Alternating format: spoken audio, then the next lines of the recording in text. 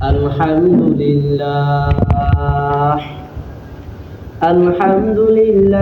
نحمده ونستعينه ونستغفره ونعوذ بالله من شرور أنفسنا من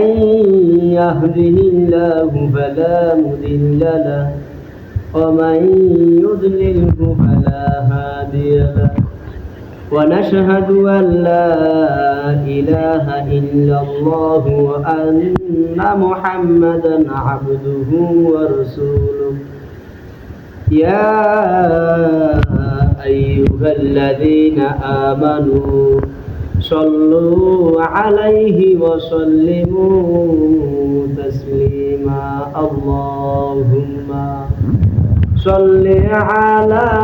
سيدنا مولانا محمد وعلى آل سيدنا مولانا محمد اللهم صل على سيدنا مولانا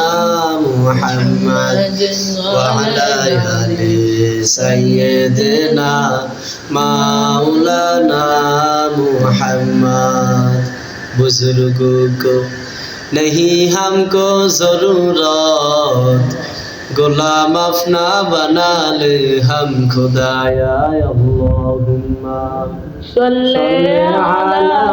सय्यिदना मौलाना मुहम्मद वअला आलि सय्यिदना मौलाना मुहम्मद अल्लाहुम्मा सल्ली अला